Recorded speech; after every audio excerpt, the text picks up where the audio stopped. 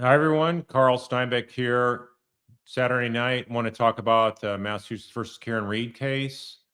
And tonight, I just sort of jumped on here on short notice. So wanted to change up the format a few things here. And what I'm going to do tonight is I'm going to cover this Billy Bush interview with Sergeant Peter Murphrey. He's a retired 30-year veteran of the Canton Police Department, and he has some very insightful comments to make, similar to the comments that I've been making on this channel, as well as those that have made by our Carolina trooper, retired expert from North Carolina, that has similar insights and convictions about things that went wrong on this case. So I'm actually going to bring him on tonight. He's a late entry here, but I just reached out and dialed to him because I thought he might be good to hear from this as well, because I'm just not buying this Five Stones report as really the deep dive that people were expecting it to be and hoping it would be, and really the thing that would shed light on a lot of stuff that was done wrong, not only in the Karen Reed case, but also the Birchmore case, the Sandra Birchmore case, that the murder of her was ruled a suicide by the Canton Police Department. So these are something that this report is actually done by a third party, and so I'm not impressed with it, and we'll talk more about that once we pull that up. So I'm going to pull some extracts from that with Carolina here. Let me go ahead and add him to the stage. Good evening, sir. Can you hear me? Yes, Carl. I appreciate you having me back. All right. Just stand by. I'm going to go ahead and add, if I can do this correctly. Okay.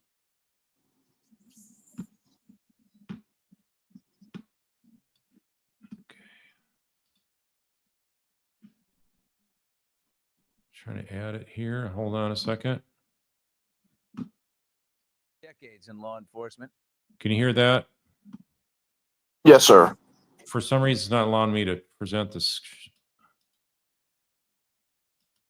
Hold on a second. I may have to play it and then add you back in. Okay, so stand by. It's not letting me add on. Sorry, folks.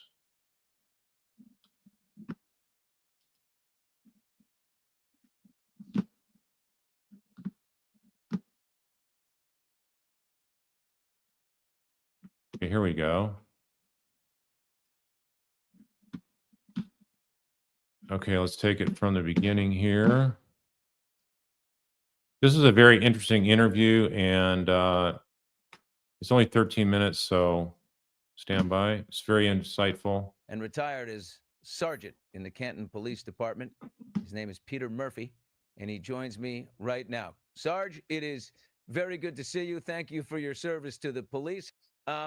Let me ask you, like, what would you have done if you were still on duty and you had arrived at that house?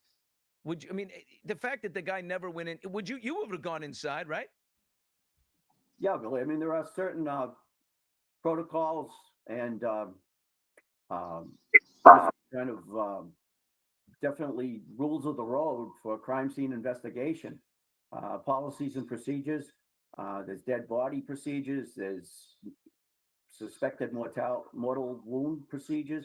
The main thing you try to do is preserve the crime scene, and immediately, in conjunction with that, Billy, you want to do an exigent search for perhaps other victims. In other words, anybody that responded to that scene would have and should have known the Brian Albert's involvement with the Boston police as a fugitive supervisor and gang unit, and any call for service to that house should have brought all the officers on duty that day for anything. Body on the lawn, shots fired, suspicious car, all boots on the ground on the police department working that shift would have responded. And not.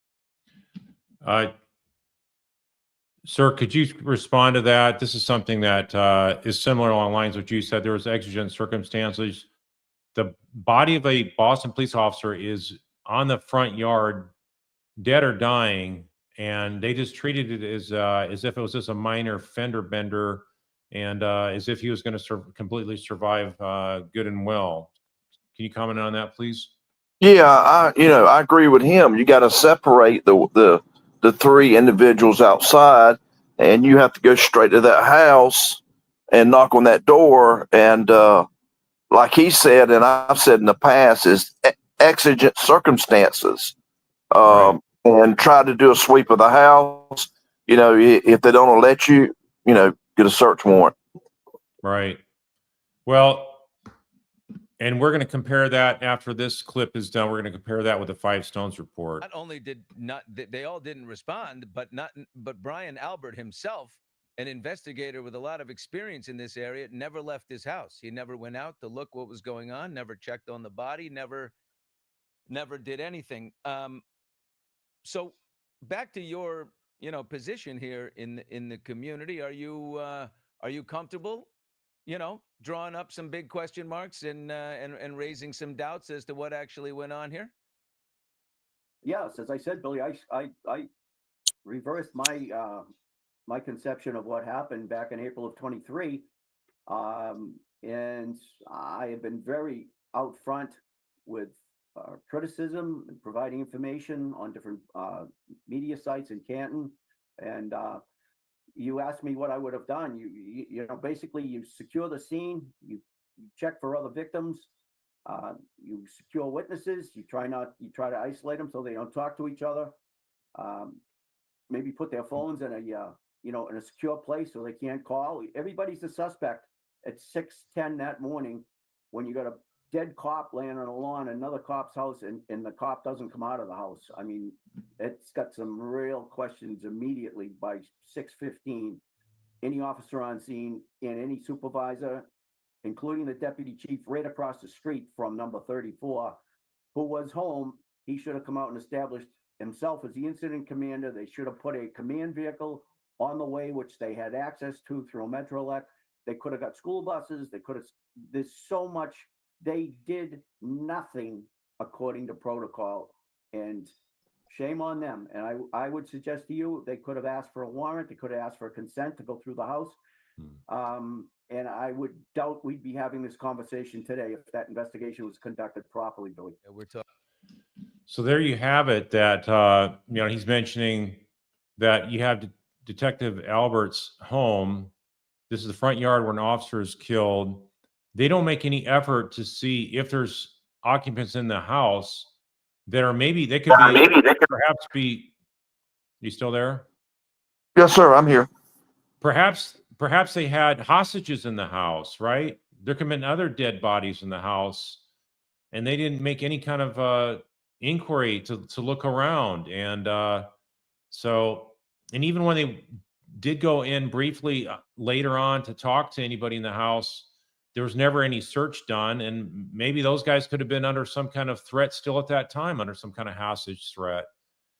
We see it in the movies all the time. It certainly can happen in real life where somebody's under a hostage situation and they have a gun to their head and they're told to act like everything's normal and don't go outside and tell the cops you didn't see anything and the guy didn't come in the house. So what's your take on that, please? Exactly, Carl. I mean, you got a law enforcement officer who lives there. You would think he would come out at least and say, hey, what's going on? And, at least say, hey, if y'all want to do a sweep of the house, you're more than welcome. But, he never even came out of the house. That's mighty suspicious.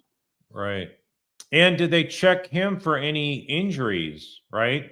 That's maybe right. His knuckles were bloody, or maybe there's some kind of, maybe he has some kind of weird clothing on that time of morning trying to hide something. So anyway, we'll go ahead, proceed on. Talking to a man with 3 decades of service, retired as a sergeant in the Canton, Massachusetts Police Department. This is where this whole Karen Reed event went down, where John O'Keefe, officer who was dating Karen Reed, died. She is now facing her second trial right now, and she's up against a lot. She's up against the state police. She's up against the state. She's up against... I feel bad for the Canton police officer, the little guy this is the department for which you serve. This young guy, they're basically calling him an idiot because all he could find was, a cocktail glass and a shard. And 2 hours later, a much more experienced guy, and Michael Proctor finds a ton of broken taillight around the scene. I mean, that guy. Could anyone be that stupid as to not see taillights? They're red in the snow. Yeah, I mean, Canton Police threw a couple of police officers down there, Billy, and initially on the first call, but they never secured the scene. People were walking up and down the street. There's so much they could have and should have done, and they didn't do to preserve evidence and secure the scene. And two officers went into eventually and finally went into the 34 Fairview residence at 9 o'clock, which, as you know, quick math is it's 3 hours after they found a body on a cop's lawn, and it was another officer. They waited 3 hours to go in and check for other victims that could have been in that house, knowing the business that officer, Brian Albert, was in. And 3 hours later, they decide to go in and have a coffee, and nobody really got interviewed in that house. It was just in one sentence, I couldn't say to you, you couldn't have screwed that investigation up worse if you wanted to. And did you get some? So maybe they did want to. Maybe they did want to. Yeah, that's the big question. Is this a big conspiracy? That's the other thing, is that this happened right between two police officers' houses there, 34 Fairview and the one across the street, Deputy Chief of Police. And they have none of these two officers coming out of their house. There's no long-term review of the ring camera footage, what was happening the hours before there. They just take the word of the chief of police, deputy chief of police. They don't ask to seize his ring camera footage and the digital trail from that. So it's just it's really shocking. It's very suspicious. And for this sergeant to say this like he is, he's got tremendous courage. I see that we have Trooper Carolina drop off for some reason, but if you can jump back on, I'll be looking for you. So let's hear what else they say here. I mean, look, there is a fraternal order of police, right? It's a brotherhood, it's a family, it's a one for one, one for all for one type of mentality here. And could that stretch even to the most gruesome, extenuating circumstances, which is a murder cover-up? That's the $100 question. I used to kiss my children goodbye every shift that I go out, not knowing whether I'd come back safe or sound. And the thin blue line, the culture is there, but I mean, at what point do you say to yourself, wait a minute, we're talking about a murder here. This isn't an insignificant event that we're going to back each other up. I mean, and there's no way. I mean, look, I mean, we're rational people. It's not likely that someone said, I'm going to kill this guy. Something happened. Tempers flared. Lots of alcohol was consumed. Sarge, you got a audit, right? You've got some actual paperwork that came out about this investigation. What can you share? Yes, there was a very, very, very contentious vote in the town back in October. I think it was October of last year, and it was to petition the funding for an audit, an outside independent audit to come in and check the police department.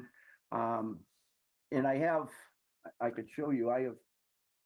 Here's basically, if you don't mind me showing these just quickly.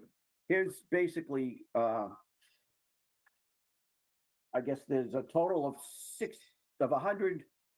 Well, yeah, I mean, there's 206 pages here, Billy, of Wow. Table of contents. And then what I want to tell you is that they did come to a conclusion, and here is the evidence pack from the audit, the summarization, which they're going to go over Saturday at the Canton High School. Independent on-site audit, an independent audit from location of the town of Canton Police Department. Okay. Yes, sir. And, Correct. And what did it? In short, it said a terribly botched investigation. Yes, the conducted the investigation from November 18th until just I believe March 31st. or Okay, I 30th. got some But they addressed, scumbag here. Rules of evidence and crime scene searches, and they basically found some serious issues, which is on this page here. I could read it to you, or I can basically say that they botched the investigation is what the audit found out. So here we go. We're going to see what happens this trial. I mean, the last one went from April 2024 and ended July 1st, 2024. And this one is underway. Who knows how much longer it'll last. Okay, so in the whole thing. this is really getting it absurd here. Those of you that are thinking you're going to make accusations, I'm going to warn you that you guys can be sued. You can be sued in court, and you can also have your identities be revealed in court. So if you're going to make some kind of a evil comment, when we're trying to have an intellectual discussion here, where I don't allow any profanity or anything like that on this channel. So you're not going to hijack this channel. So let me just jump ahead here. The volume, I'm sorry, the volume is I'm not able to adjust it, I don't think. Yeah, I'm sorry, I guess I can. Maybe this will change it. Let's go ahead. A lot of people are talking about this judge, Beverly Cannoni, because when the foreman of the jury, the original jury, handed her their ruling, she read it. But what she did not include, which was confirmed later by 5 out of 12 jurors, was that jury acquitted Karen Reed unanimously on the charge of murder and leaving the scene. Where they weren't in unison is on involuntary manslaughter, because I mean, she had a ton of drinks, so you can't say definitively that something didn't happen. But anyway, the fact that she did not read out the 2 acquittals means that the whole thing has to start over again, which is deeply, deeply unfair. A lot of people probably calling Judge Beverly Cannoni corrupt, I would imagine, too. Yeah, that's going around. And just I want to bring 2 other points of information out, if you don't mind. It'll only take a second. Yeah. I was sitting in the courtroom during one of the hearings, and the defense team basically stated that the feds had provided 3,074 pages of exculpatory information and evidence to both the defense, the judge, and the prosecution. In that statement, the defense also read and said that the ARCA people had said that there was no way those injuries on John O'Keefe's body were consistent with being hit by a motor vehicle. Yeah. And also that the case should not go to trial. It did not warrant going to trial. District Attorney Morrissey still pushed it into the first trial, and here we are going to a second trial. And one other point I was going to make to you is when John O'Keefe's body was found out in the lawn, there was only a couple of inches of snow at that time. And if he lost a great volume of blood, which the autopsy showed, Billy, there would have been a pool of blood magnified around his body under his head, where he would have drained out had he died there. That's a great point. When you look at the photos that were taken sometime after John O'Keefe was removed and hauled away in an ambulance, there's not much blood on the ground at all. So, and he apparently lost quite a few pints of blood. So what happened to all that blood? That's something that also indicates that he might have been at another location, and the initial strike on his head would have a whole lot more blood there at the scene. So that's not something that that doesn't square with what you were seeing there in the snow. There should have been a lot more in the snow than what we've seen for photos. So do the math. I don't believe, and I think evidence is going to show, and probably if the feds come into this case and take it away as a corruption case, perhaps under a RICO statute, I don't know, that blood issue is going to become very important, as is the taillight. And I was the one that brought the taillight into the arena because a friend of mine who worked on the job owned a body shop, and he actually took the taillight out, but they did no paperwork. He didn't appear in any reports. No chain of custody, no supplemental report. Very, very concerning and very suspicious. Yeah, so they're supposed to log everything as evidence when they collect it. They should have been seizing the evidence right away from the get-go.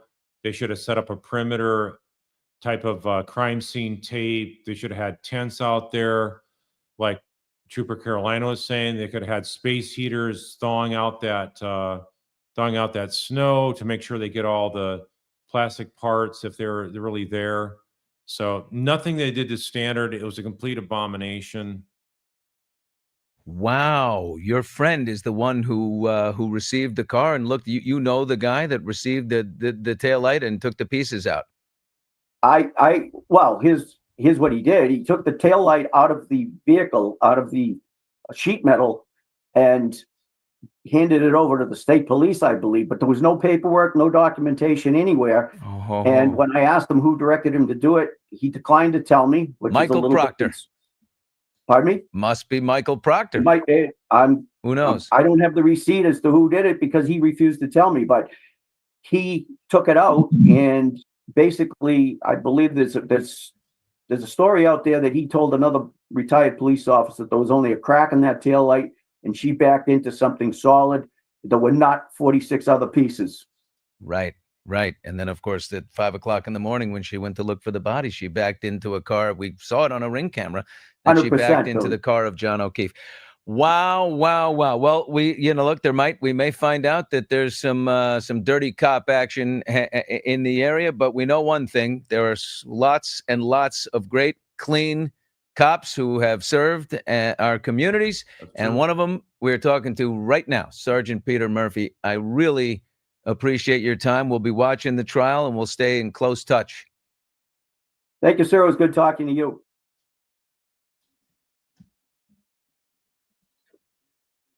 Trooper, can you hear me okay? Yes, sir. Okay, great. All right, let me get rid of that. That was a great interview, by the way. Yeah, wasn't it? Can you talk about the courage that this sergeant has, being a local there in Canton and saying this was the worst investigation you could possibly have?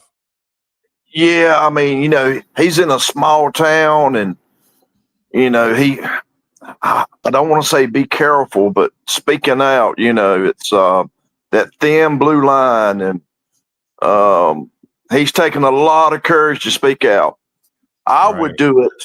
I would do it if it was here in a heartbeat.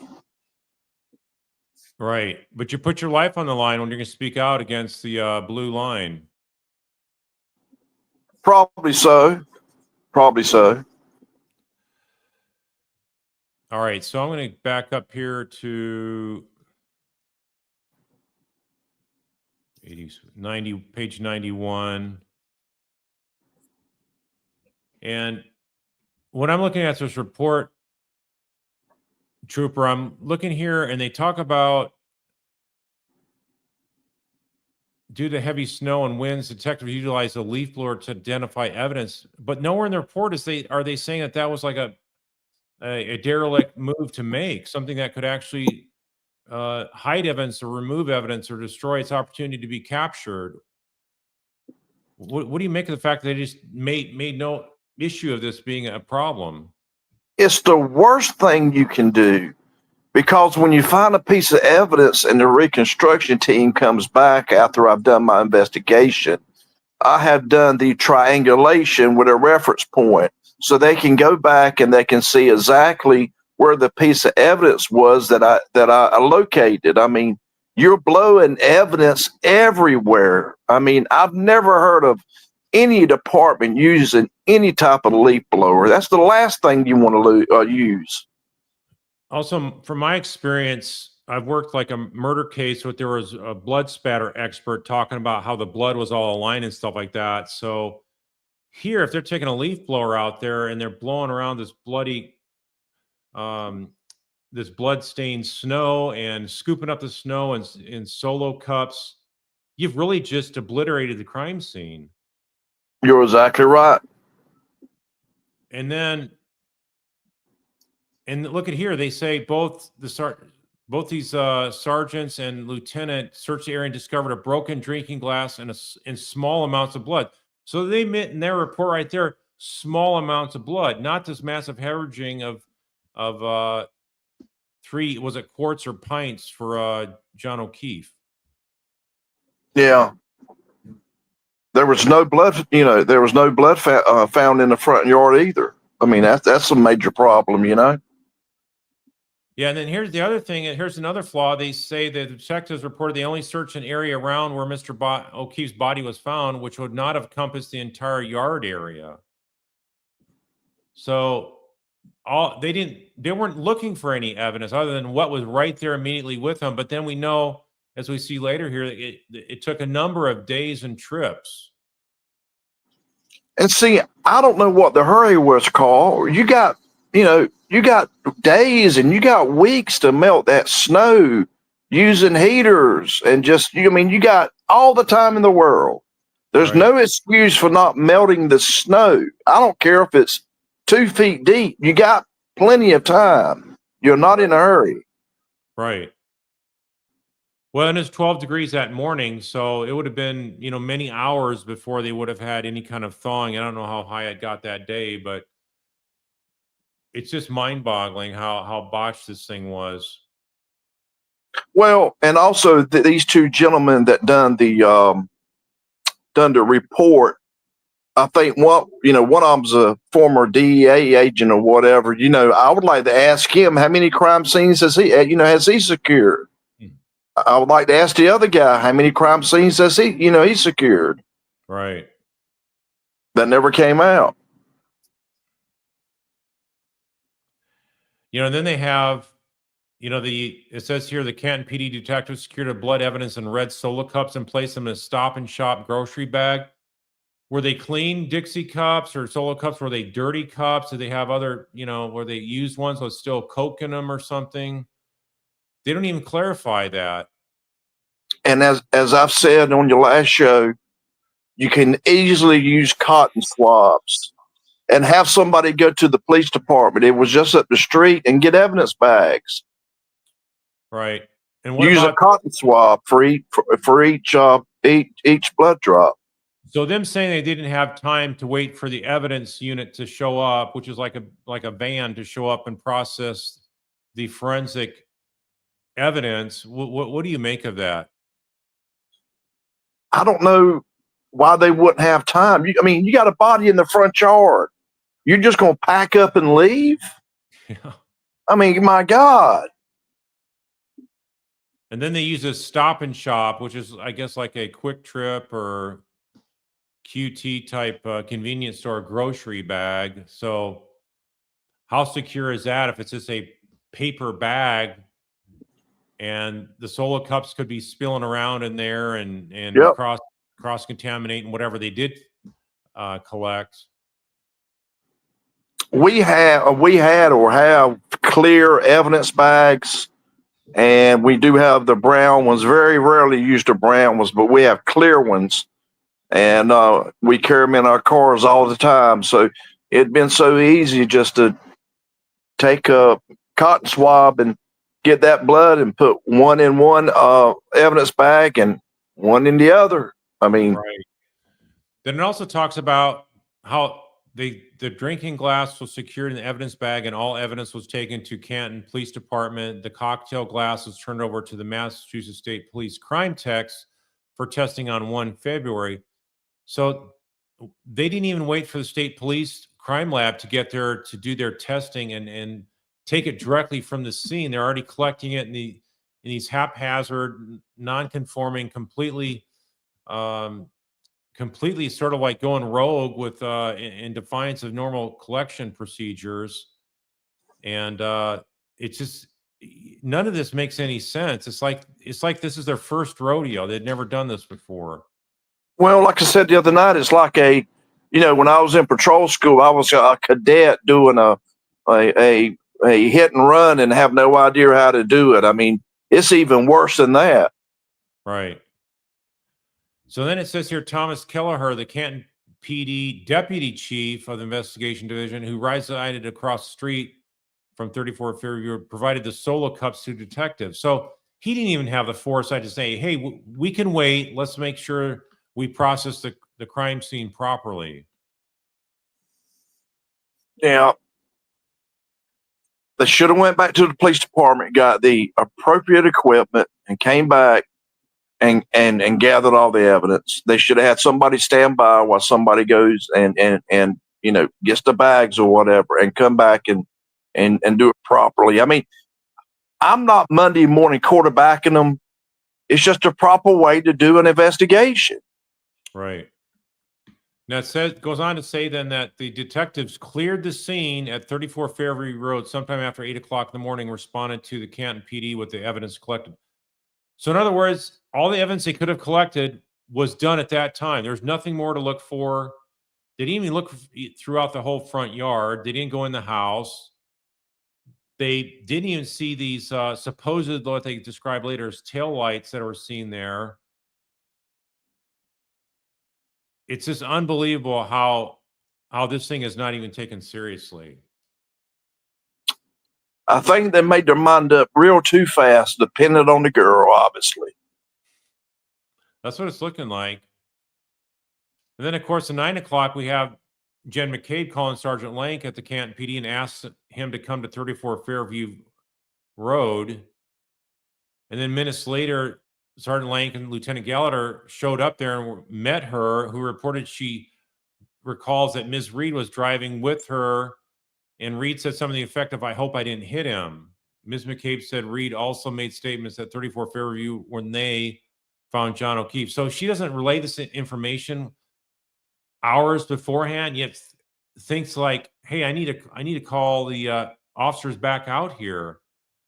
So that's highly suspicious of her, I would say. Would you agree with that? Yes, sir. I certainly agree. I mean, that there's just so much, Carl, that there's no chain of custody. I mean, there's just so much, it's just unbelievable. I've never seen anything like this in 30 years. Then I think something that's real indicative to me about how this report is just not, I just don't take it seriously. It says here, the Canton PD detective said they did not have probable cause to obtain a search warrant.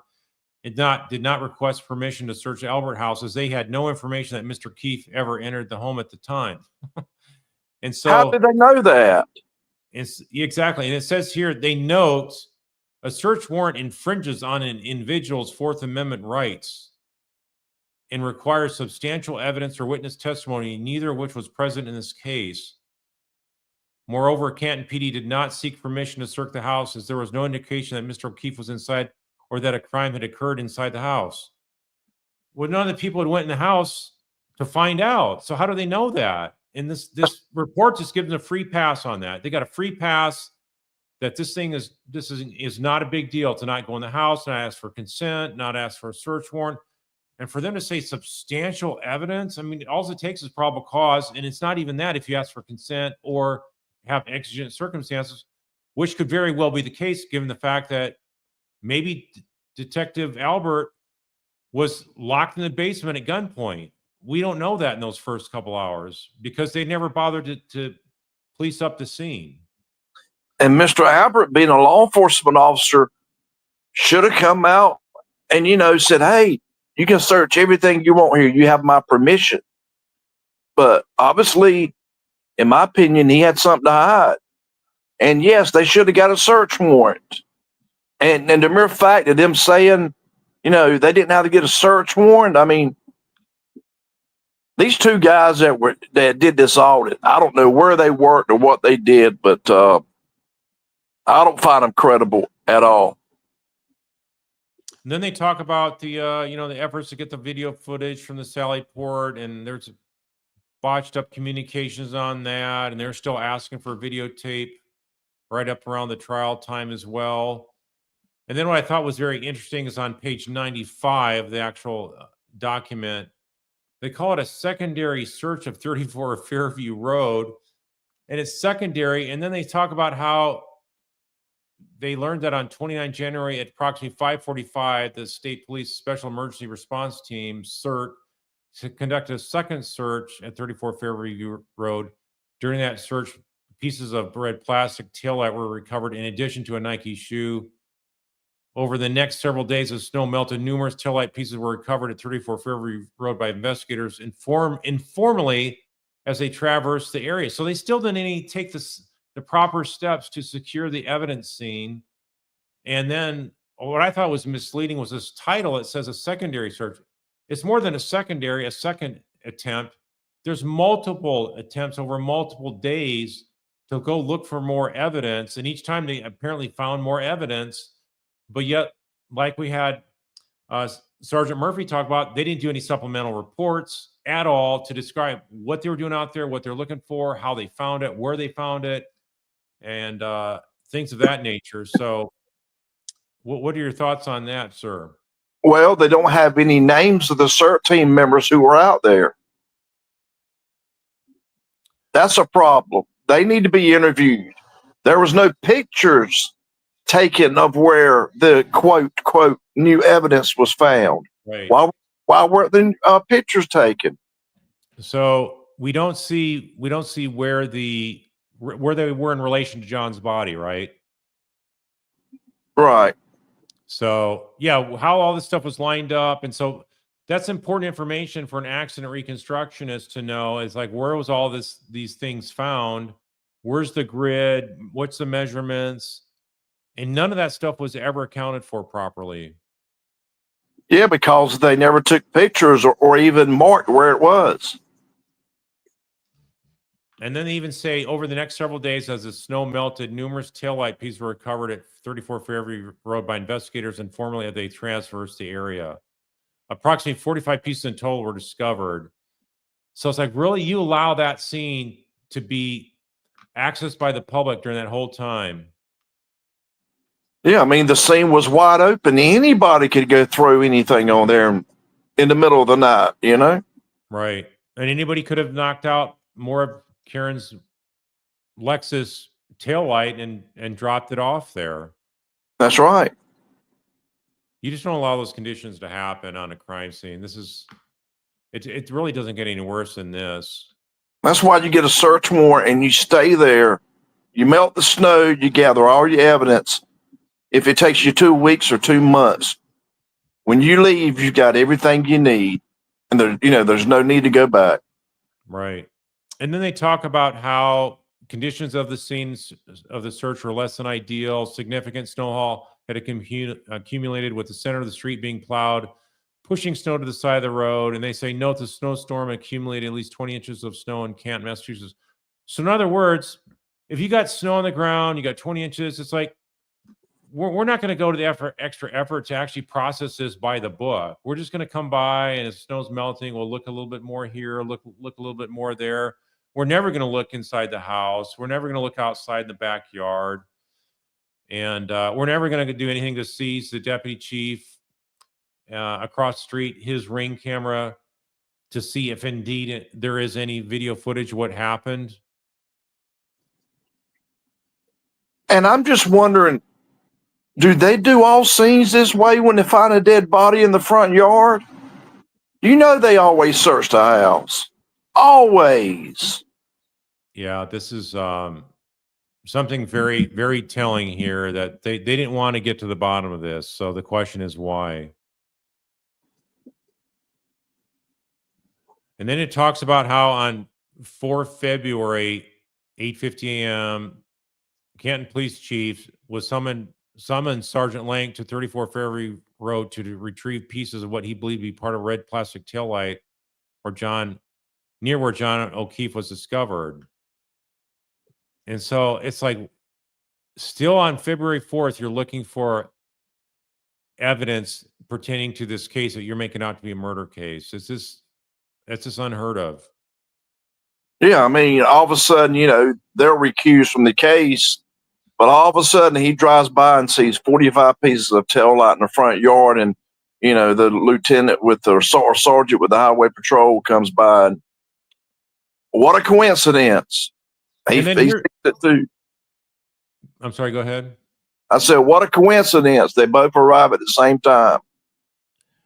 And then I'm just thinking in terms of, like, what happened to the CERT team? You had a team of folks that they're supposed to respond to special emergencies to conduct searches for evidence, and they didn't find this stuff. Look at how big that plastic piece is. They're shown on page 95. It looks like a pretty big piece, and so suddenly it's going to be discovered on the 4th of February, knowing that every day they're driving by looking for more stuff. It's just so bizarre. I think it was taken back there on purpose. All those 45 pieces and everything else. That's my opinion. It was all taken back. It just really looks so fishy and suspicious that way. I agree. And then it talks about observations and findings on the bottom, page 95. And it says that the PD detectives of Canton did not have access to evidence collection kits in the Canton Police Department vehicles or at the Canton Police Department headquarters. So they're actually in police vehicles, but apparently the detectives don't have them to secure blood evidence located near the body where of John O'Keefe was found. And they talk about. I'm sorry. That's what it seems like. I don't know.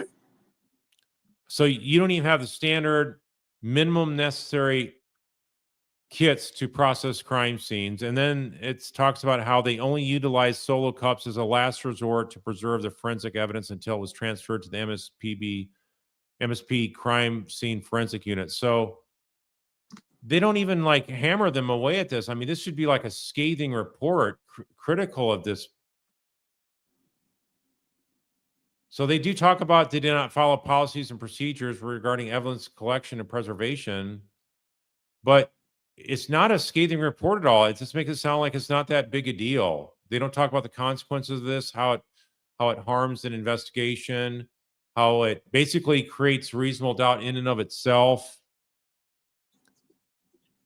Then they go on to talk about how there's incomplete coordination of the video files requested, and they saying all video should have been preserved from the Sally port.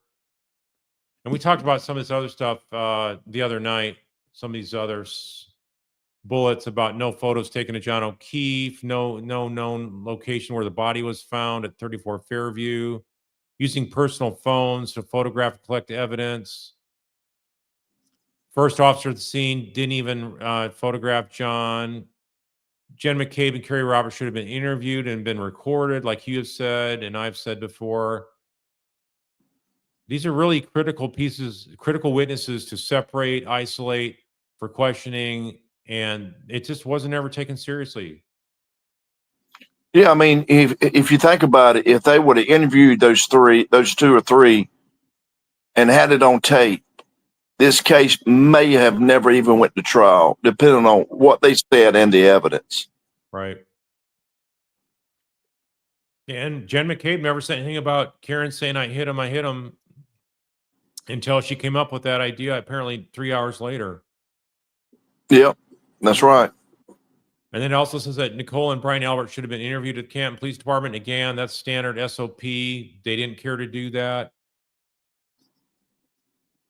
Well, like I said the other night, I would not have interviewed him at Canton Police Department. They were recused. And I would have done it in the patrol car with my video camera running and had it all on tape in my car, which would be my office, obviously. Right. Because, I mean, you start taking people back to that police department, they start talking to people and, no. We're going to do it right there at the scene in my car. Right. Well, and then we don't have the police president you talked about. That was one of the final bullets here.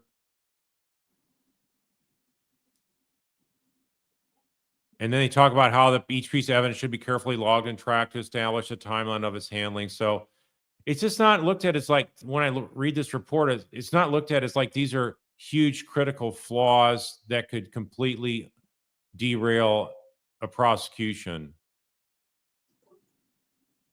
And it impedes finding the truth, more than a prosecution. It impedes finding the truth of what really happened.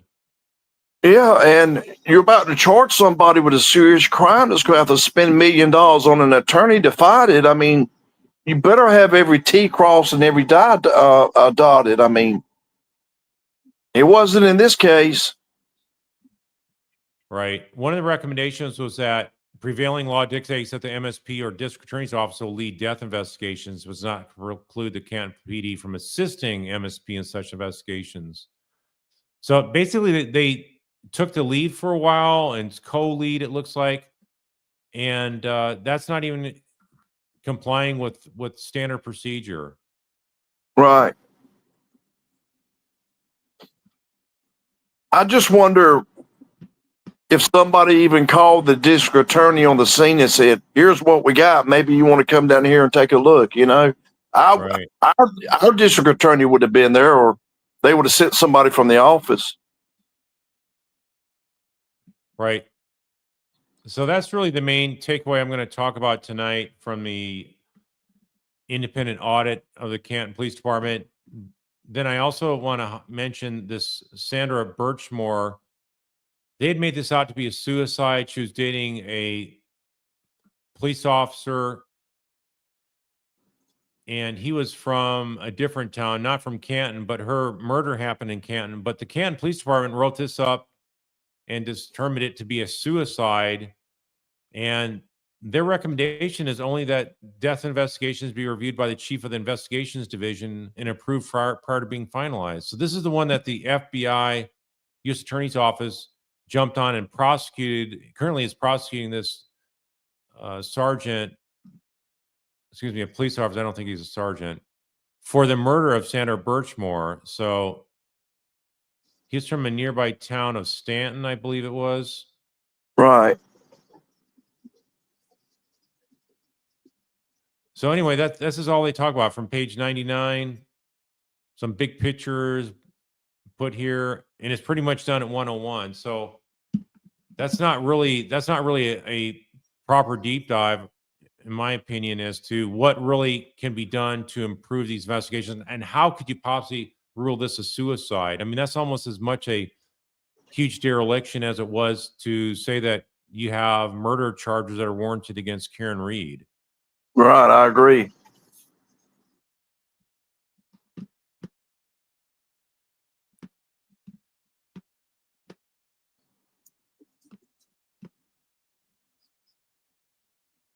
So with that, I'm going to, yeah, and that cop had groomed her when she was a teenager.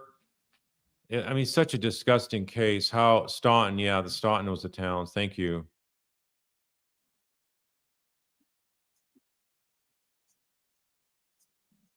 LA say it's awful that Norfolk County is still insisting it was a suicide. They're not charging the PDF file, though the feds invited them to do so. And that's why the feds apparently jumped on.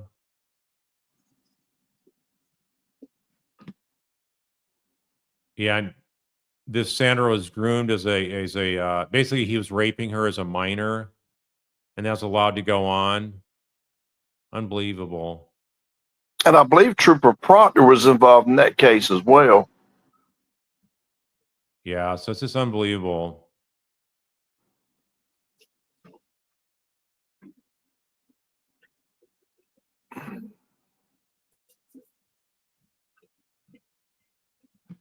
Thanks, LA. You're saying Hank claims Sergeant DePietro had vids on personal cloud, but report claims it's on the PD system the whole time. And they saved 800 days, not 30. So who is lying? Yeah, there's some issues here with this report. It's not in enough detail. Not enough detail to already show what's a problem here.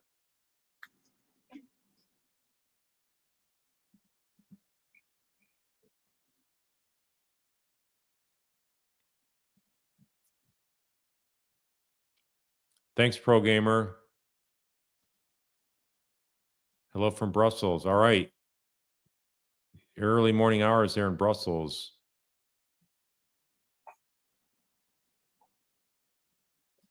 Debbie Blair saying, yeah, exactly. Did this investigation like pin it on the girl. They didn't want evidence of who really did it.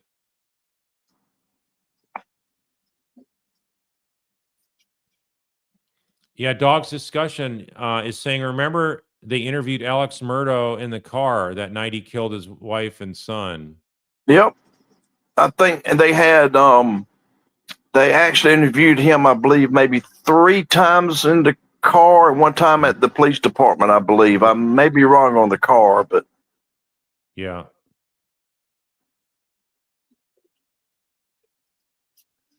Yeah, Aaron saying they called usage of a leaf blower ingenious.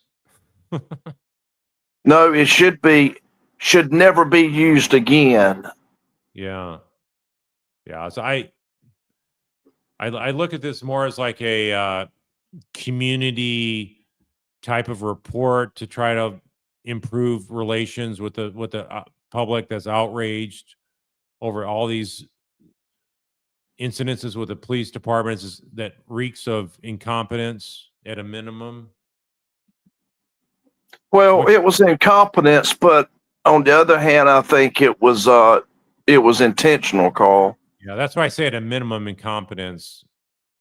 Worse, intentional. I Worst mean, case scenario. the lead investigator interviews 3 people and within 16 hours is ready to charge somebody without even going in the house. Right.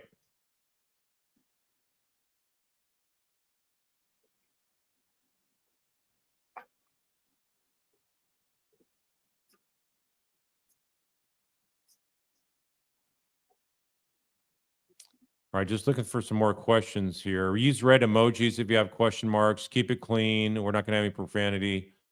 Keep it courtroom level appropriate.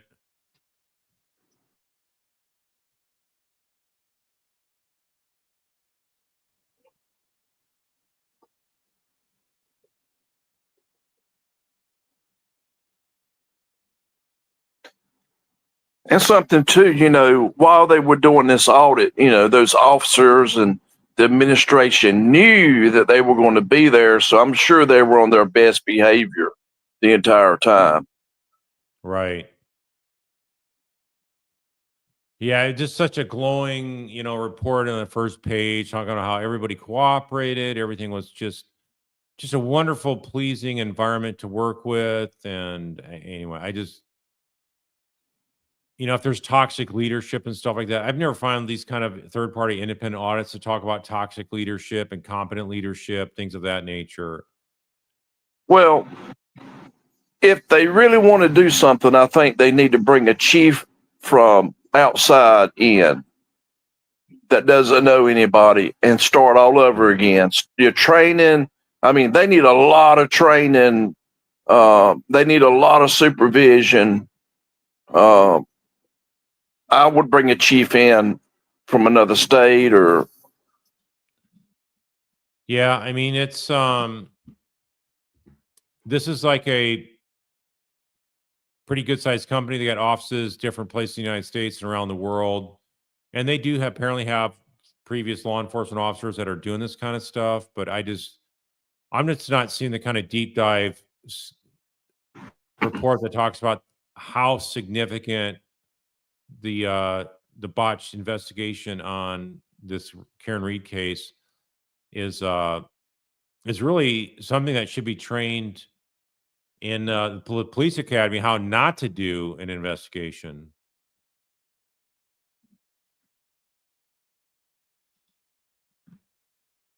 Yeah, it's a farce trial. I think oftentimes that how they're trying to keep out the law enforcement expert to talk about how they didn't comply and comport with the standards and practices of law enforcement. In other words, somebody like Sergeant Murphy talking about that, the jury will never hear because of this judge. Yep.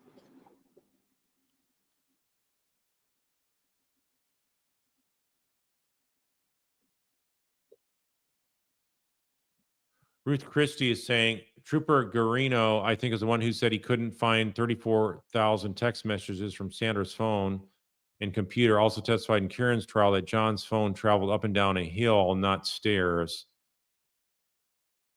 Interesting. Yeah, I saw that too.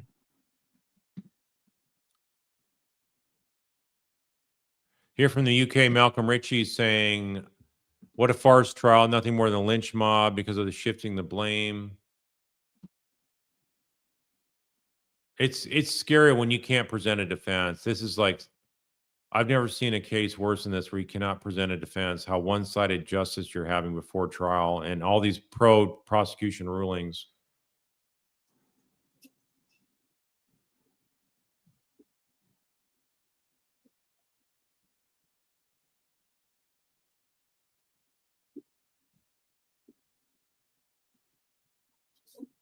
There's a lot of comments from people saying they're scared to live in Massachusetts.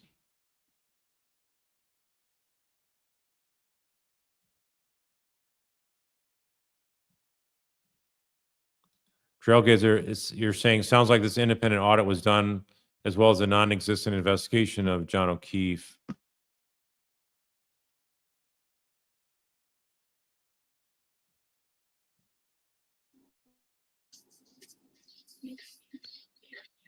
Cherry says, Canton depresses me. I have a hard time listening to this case. I'm so sensitive, stuff like this. How are they able to get away with it?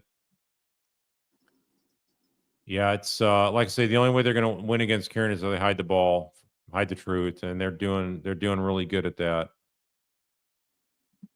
Mark and Cindy Hoskins, you're saying all these things make me never want to visit Massachusetts.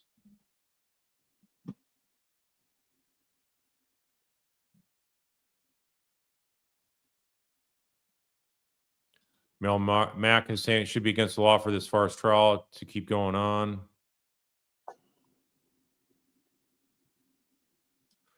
Caroline Burke, so many people made bad decisions. Given that, why wouldn't the prosecutor let this fade away after the first trial? Why pursue a second one?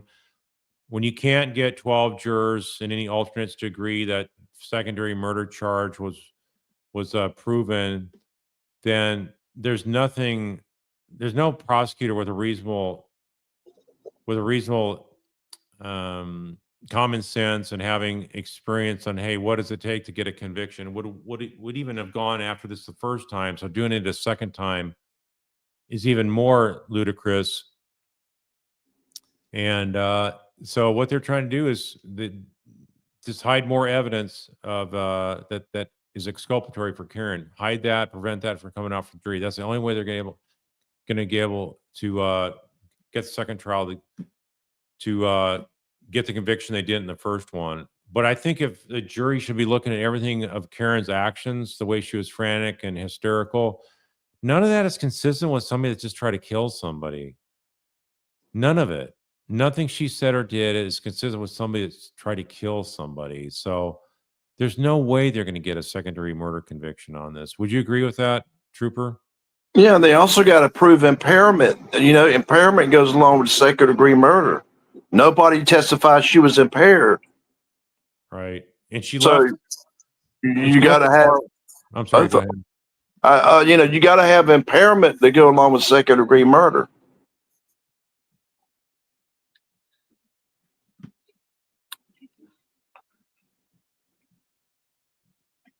Well, they're saying that was for the DUI manslaughter charge. So they're saying her drunk driving was leading to the issue of causing a death. Yeah, but the problem is, Carl, nobody testified that she was impaired that I heard of. Right. Well, I think, have you ever heard of a defense saying, I was in a car with a police officer and two others were there at the bar with me when I left in our small group. So basically,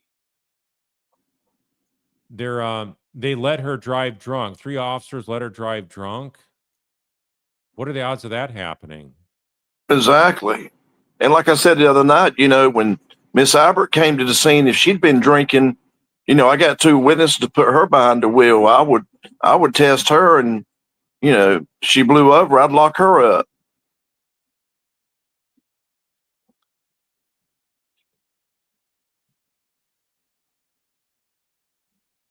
Leslie Holland says, in my opinion, Karen's actions were the only normal ones under the circumstances.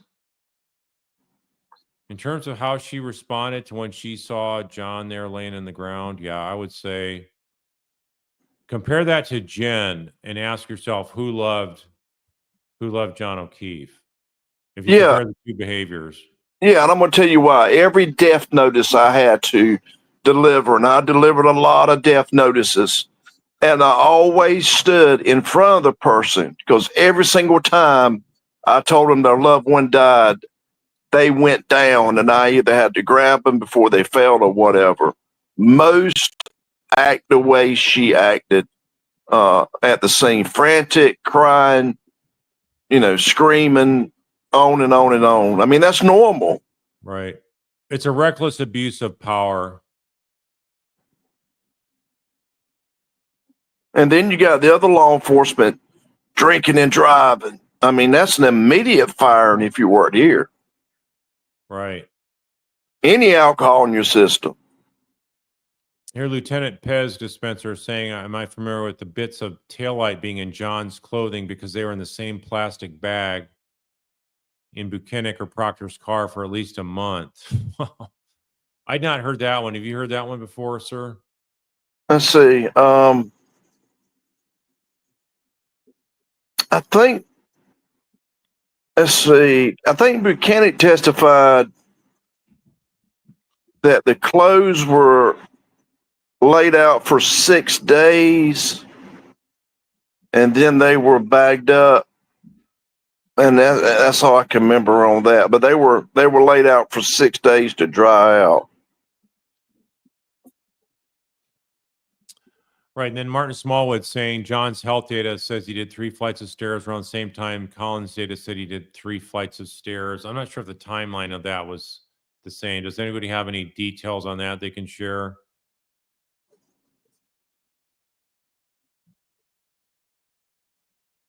Beachman saying, speaking of impairment, the cops were too.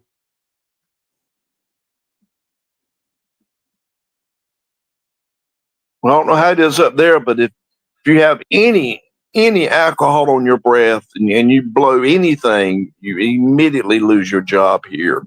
No questions asked. No questions asked. Debbie Blair saying, right, no one said she smelled alcohol or acted impaired. You know, if she was, Jen would have told it so. So many people saw her and cops even let her drive. So yeah, those are good points that we're talking here. Totally agree. And I think they got a bartender that's going to testify, but I don't care if she had 100 drinks. They still got to prove she was impaired while driving. Right. But once again, they didn't do a crash report. So, in my opinion, if they didn't do a crash report, there was no crash. Right.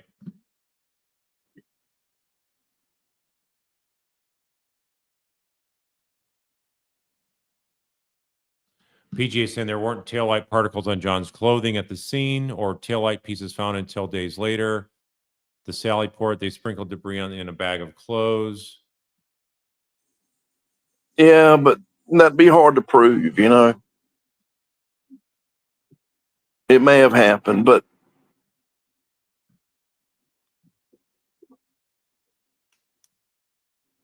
in my opinion, it more than likely did happen.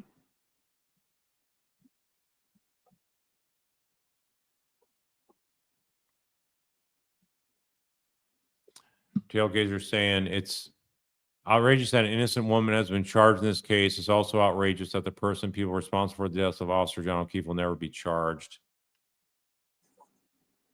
I'm just holding out hope that someday the truth will come out here.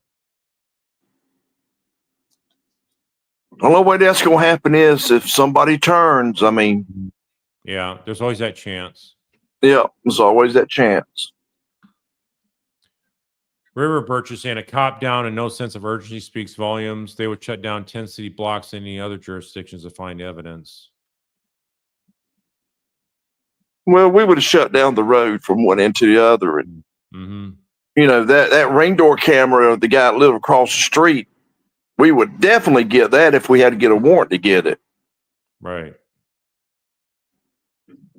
Because, I think they originally said, somebody had the ring door camera. Well, that's where we're going to go, but nobody's produced it.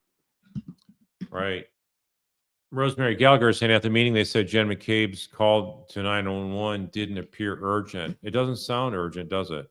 I actually was listening to it a couple of days ago. No.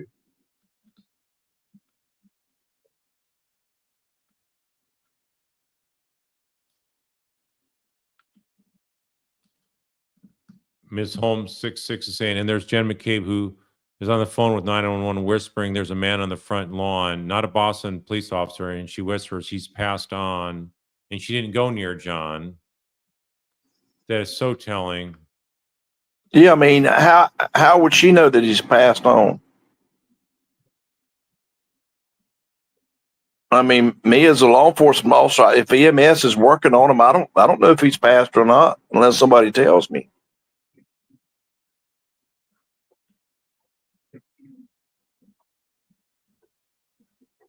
Bubsy is saying law enforcement never expected Karen Reed to hire such a formal defense team. In their opinion, Morrissey will keep trying this case regardless of the number of mistrials. I think that's going to be true. Even if there's another mistrial, they're going to keep going after it here.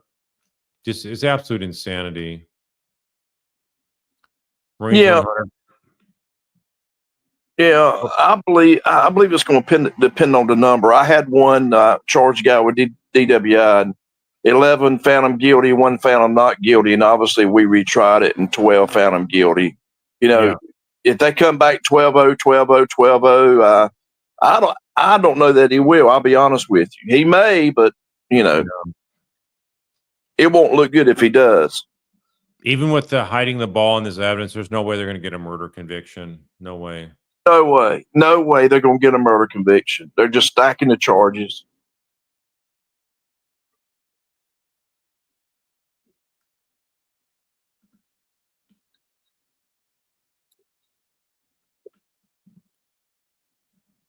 Lawnlet 827 is asking, did you see that John's Ring camera video shows a police car following after Karen when she left John's house at 5:08 a.m.? How can that be a coincidence? Boozy Beauty posted that today. I'd not seen that before. That'd be really interesting to see. Yeah, I hadn't seen that either. That'd be highly suspicious. Well, something too I was thinking about I wanted to bring up. You know, they had their cameras rolling at the scene, but they didn't have the mics turned on. Why were their mics not turned on? Yeah. Then you could hear everybody talking. Right.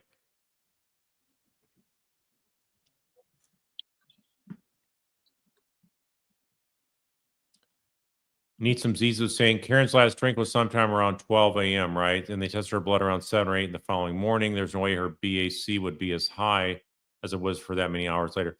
Well, she's also drinking when she got back to John's place. So that's why this whole retro extrapolation of what her BAC was driving around between 12 and 1 is completely worthless.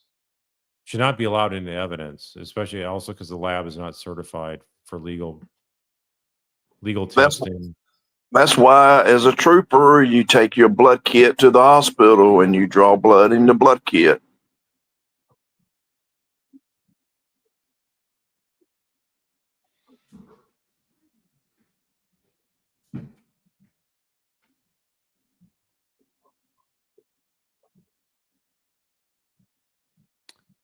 All right, just scrolling ahead here. Jocelyn Pfeiffer saying, so do you think all the evidence was planted?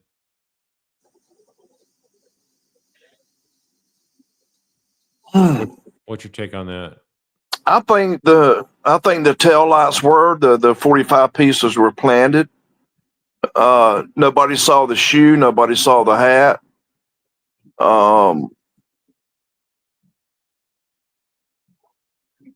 His arm, in my opinion, did not hit the tail light. And even if it did, there's no way it's going to crack it all the pieces like it was. So.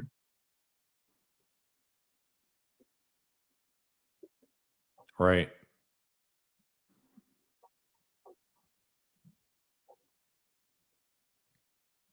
And then obviously his clothing, you know, with pieces supposedly, and you know the glass on the back of the vehicle going 60 miles, and the hair back there. There's no way on this earth is going to stay on there. There's no way.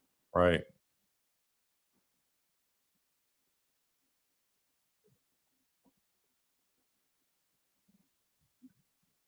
Somebody's asking me to bring that up. Let me see. I've never tried this before.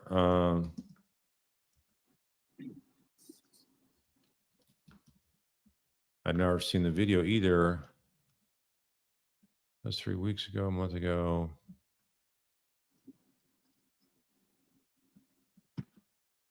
Six days ago. I'm not seeing anything from today. Sorry about that. But people talking about planted evidence. As mighty curious, they spend a lot of time behind that tail light, and then you got 45 minutes of missing video that shows, I assume, the back of the Sally port. Yeah. I mean, there's just too many coincidences. I mean, 45 minutes. That's a long time to do a lot of stuff to a vehicle. Right.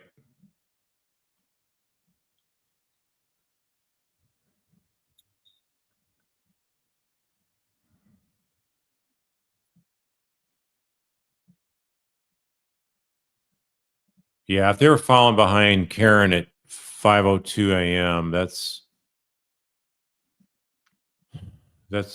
really it's another coincidence. That's not a coincidence. Well, you could also argue if she was impaired, why didn't they pull her over? Yeah. How could she have driven in that bad weather condition without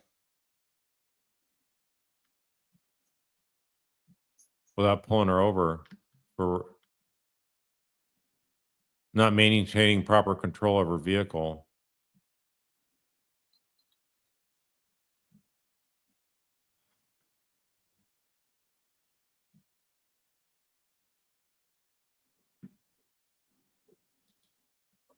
Glamis 2 says there was vomit in his boxers. That would have been impossible unless he had been partially undressed.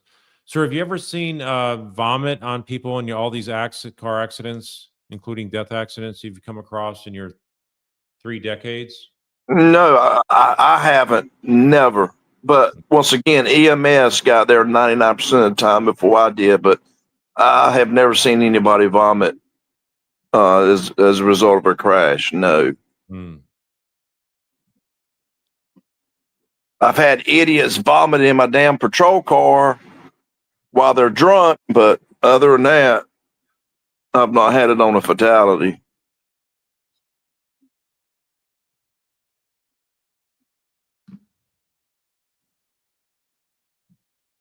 A lot of comments here. Good comments.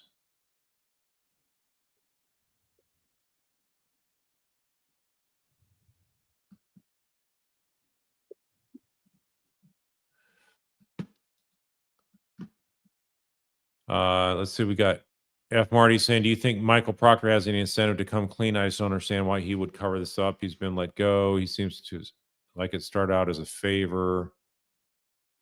I just don't see him admitting to anything of wrongdoing other than saying some words that were just emotions and he didn't mean them or something like that. What's your take on that, sir? No, if he comes clean, guess what's going to happen? They're going to charge him. Unless they give him immunity, and that's not going to happen. Right. No, he's not going to come clean. Yeah, I think he would be charged federally too as a civil rights violation. Yep. It'd be a misdemeanor charge, but I think they would have evidence to go after him for that. Well, if he planted evidence, you may be looking at some felonies too, Carl. Right. Yeah, that's true.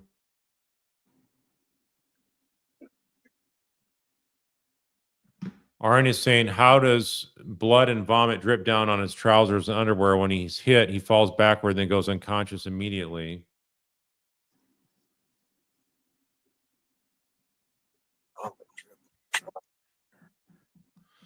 Okay, let me see here.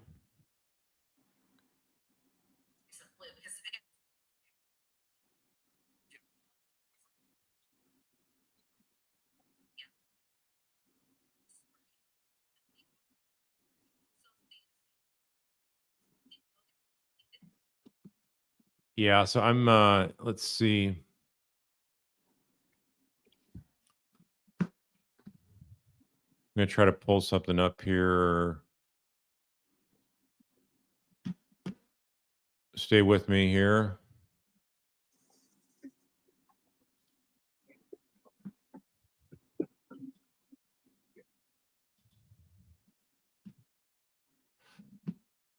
Okay. Stand by. I might be able to pull up this video here.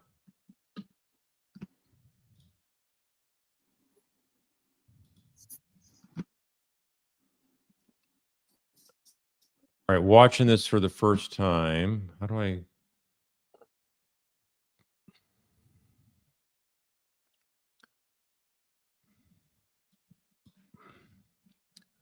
Gotta expand it. Hold on a second here. Still with me there, Trooper?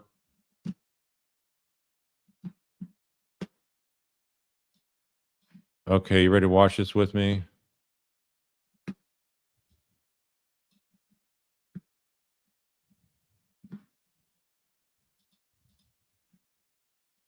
Okay, here we go. Again, this is slowed down. So this is like Yeah. slow mo. Like right there. I'm looking right at blue right there. Yeah. So I mean, we Yep. go this right, and then even when it goes behind the trees, we still see the same pattern. So we see blue again. Like this is not, and it doesn't really look like an ambulance or anything like that to me. So that's where I'm like, see blue again, blue. So we still have this consistent pattern, but wait for it. So this is where it should come out of the bush, right? And then it will cut. It cuts. So it seems to always cut on very convenient times. Like, why did it cut right at that moment? My friend Abby's. Anyway, that does, assuming that's the Ring camera from John's house.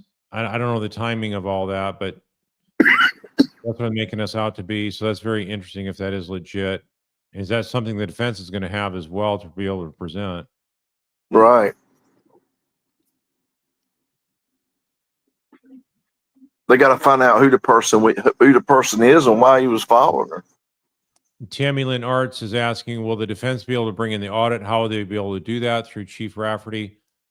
You know, I have no idea how they may try to bring this out because there's so much that is not going to be seen by the jury because the prosecution is going to move to keep it out and the judge is just going to rubber stamp all that. So who knows? This is not a normal court in America. So it's they're not following normal American jurisprudence.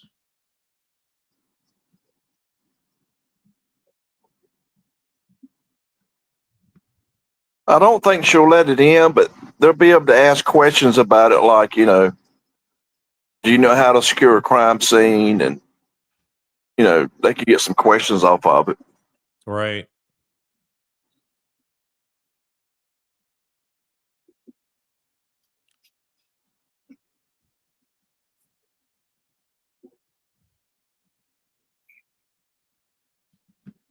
Candace Lander saying zero trust in jury process in this trial. Trooper, what is your views on the jury trial there in North Carolina? Do you feel like from the trials you were part of that the jury tended to do the right thing? Oh yeah. I mean, I'm thinking of all the ones I've had. I was in charge of people passing stop school buses that went to a jury trial. I lost one of those, but other than that, all the DWI trials I had, they were convicted. I never had any issues with the jury. Wow, those can be very tough to win for the prosecution. So I think part of it is you just try to be fair and reasonable. And that can go a long way towards help make sure you process the right suspect versus the someone that you don't have the evidence there, and you're basically just going on a Right. whim. Well, I mean, you got to have a jury. I mean, you can't read much into it. I mean, I think they got 5 men and 5 women. So, if they pay attention and listen, they clearly see that the injuries aren't consistent with a motor vehicle crash. Natalie Jeannie's asking, what do I think about the lawsuit against the judge for the buffer zone? I've never seen anything like that. Basically, that whole courthouse square looks like a ghost town with all this barricade around it. What do you think of that scene there, Trooper? I think it should go back to like it was the first trial. I mean, there was a guy named Mike. I can't, Justice Surf Channel, I believe. He was walking down the street and stopped, and the trooper come up and said, "You can't stop." I'm like, you can't stop. And then Tom or somebody was walking by and they said something to him that he couldn't walk by, more than 5 times. I'm like, you got to be kidding me. Right. That's a public sidewalk.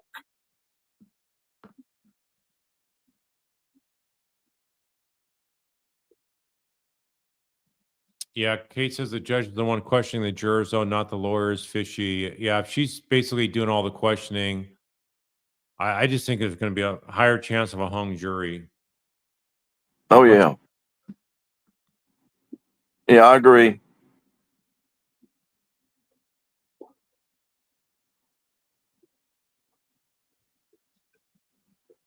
Need some Z saying, I have no trust that the juries won't be stacked by Hank and the judge, tampered with after the fact, or unable to understand what reasonable doubt means. I mean, that's a legitimate concern, I think. Yeah. Well, the defense has to hammer home what reasonable doubt is. Yeah, I just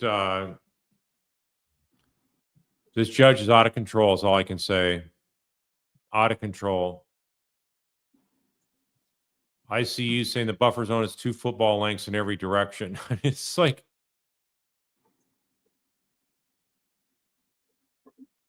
they tear gas the entire block area, Everybody's got to get there, or else they get their stickers ripped off, free Karen Reed stickers ripped off their chest. Now, that's something I can tell you. If somebody sent that to the colonel, that trooper would be back on the road taking calls and going to wrecks. I can promise you that. That Wow. was uncalled for. You don't put your hands on somebody like that. And the sticker actually said, justice for John O'Keefe. I mean, you don't put your hands on somebody like that. And I bet you if the colonel knew, he'd be away from that courthouse. I promise you, if he's a good colonel. Right. Rico's asking about whether the judge will manipulate and confuse them again, big time. I think that's in listening to jury instructions again, I think that is very much the initial instructions to the jurors these past days. There's some language in there that's really convoluted and contradictory with normal instructions I've always seen in different states and in federal and military courts. So I may do a video on that because it's already confusing, and she actually even admits that it may be confusing to the jury what she's saying. It's like, well, it is confusing because she's not making any sense. She's not clearly stating the law.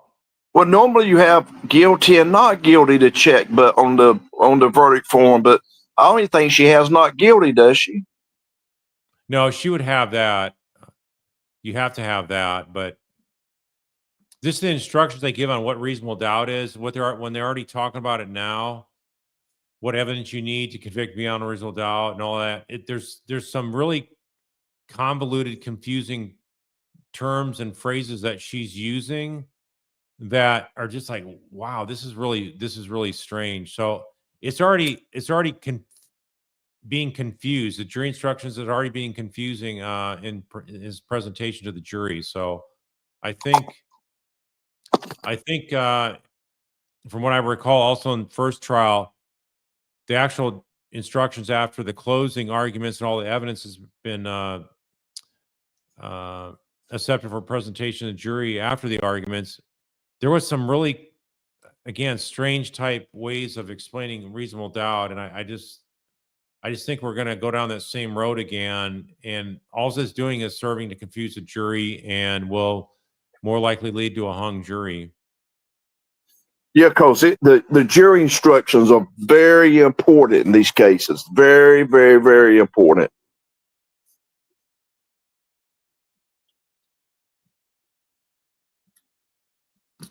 Becky Einhorn is saying somebody's been told, yeah, you've been by here 5 times already. Don't let me see you walk by again.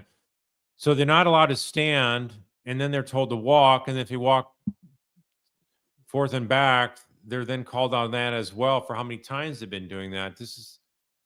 That's not the First Amendment that we've learned about, I would say. Far from it. Well, I actually saw that video. It's the tone that he talked to them, You got to be professional. You don't have to raise your voice and threaten somebody. Just, look, if it says in the court order from the judge you can't walk by more than 5 times, yeah, you got to do it because it's from the judge. But there's a way you talk to people. Listen, there's a court order from the judge. You can't walk by more than 5 times. I'm sorry. I'm just doing my job. Instead of barking at them, I mean, come on, you got to be professional. Right. Constant Landers, in closing arguments, defense needs to repeat reasonable doubt more than 2 times. Yes, I agree. They really need to hammer that home. Love Cat, Dream and Peach, what language is convoluted? It's some of the instructions she's given out to jurors when they first show up. She's talking about reasonable doubt and evidence needed, and it's like really strange language.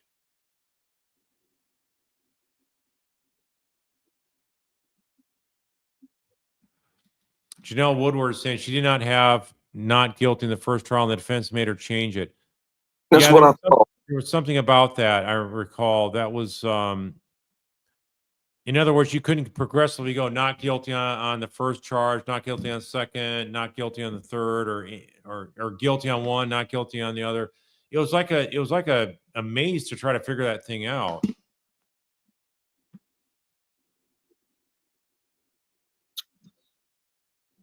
And in my opinion, it was intentional, just to confuse them to try to get a guilty verdict.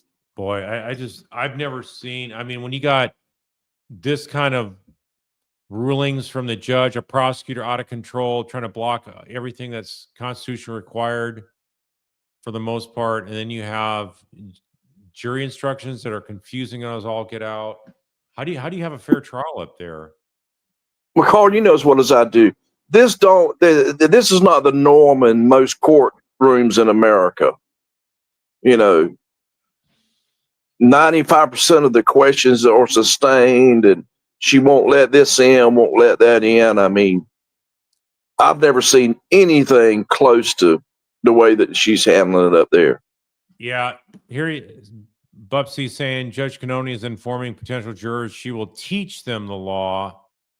Have you heard this verbiage before? No, I have not heard ever a judge saying she's going to teach the jury the law. So she wants to teach them the law in a way that, in her tone of voice, the way she rules, she's using everything she can in her power to indicate that the defense case is no good, the prosecution has a winning side, and you just need to do what the prosecutor's saying. That's the gist of how she comes across. Yep.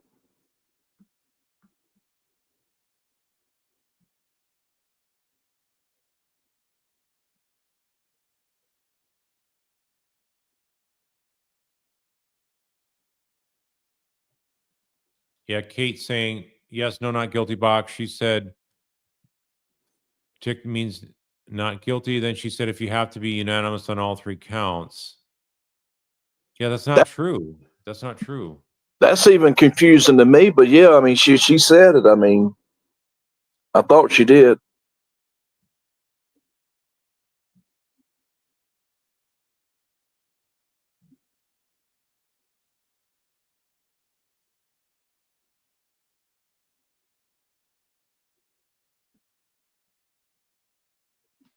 Hank Slack of Grace is saying there was not a not guilty option on the verdict form. Alan questioned it, and vice judge said if you leave it blank, if it's not guilty. I've just never heard anything like that. I got to go back and look at that and maybe do a video on how botched that was. Probably need to do a video on these fire trucks that keep going up and down the road, supposedly doing training. Yeah.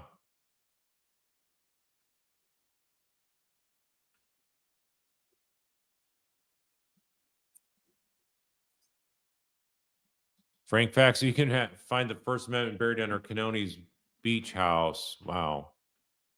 Amber C, thank you. You're saying Delphi, YSL, Karen Reed, these are crappy trials are happening way too often. What a new check and balance could we try passing so defense have to be found guilty and wait for an appeal before receiving a fair trial? I mean, it has to do with the mindset and culture of that area. If you have the wrong kind of people in the prosecution or the wrong kind of judge or both, you can very easily have an innocent person convicted. Do you agree with that, sir?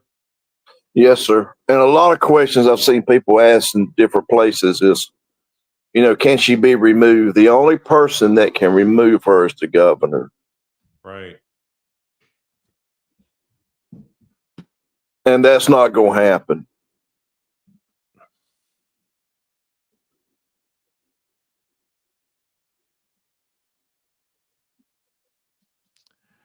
PJ saying John's Wi-Fi 2:36 a.m. is Karen's alibi. That's what I have a video on a week or two ago. JM failed on her timeline. She thought she was so brilliant.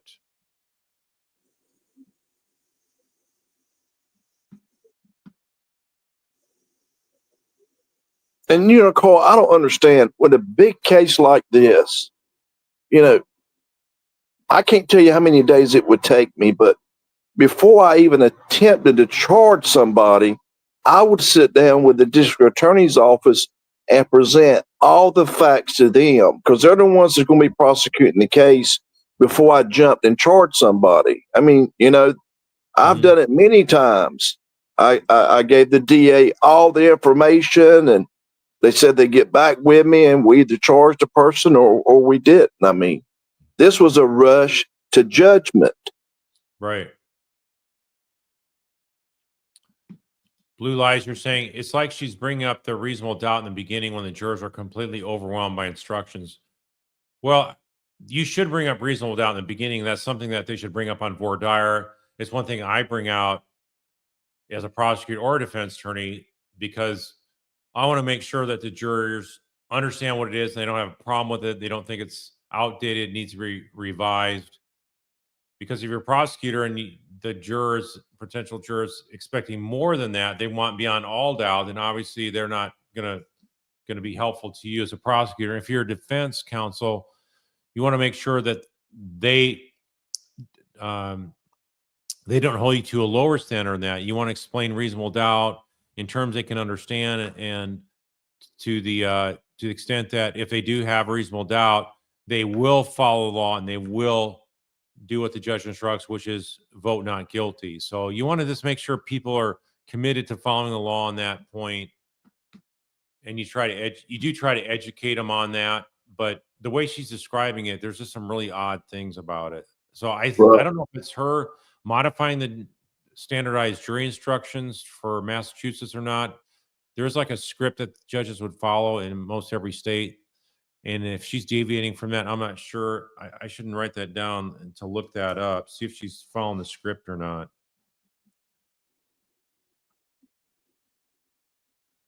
She may be following a script, and it's just that's the way that Massachusetts is. They do a lot of stuff that's really off the chart, bizarre, and a lot of it's unconstitutional. These cases that have to do with expert testimony and stuff like that for the Bowden defense, really strange.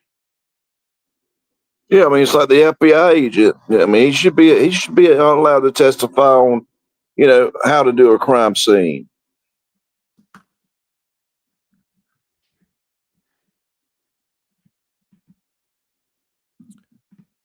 Kansas Sofager is asking, who's my favorite cross if you're defending this case?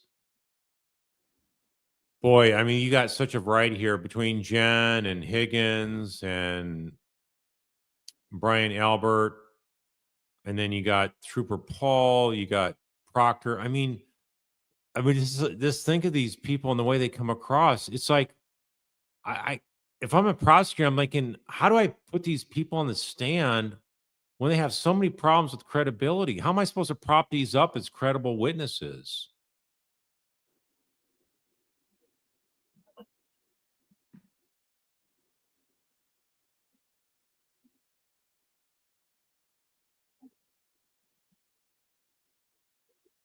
I'd probably go after Proctor because he's lead investigator. I was a quick lead investigator, and I know what you're supposed to do, what you ain't supposed to do. So I'd probably hammer him and hammer him and hammer him, and I wouldn't let up.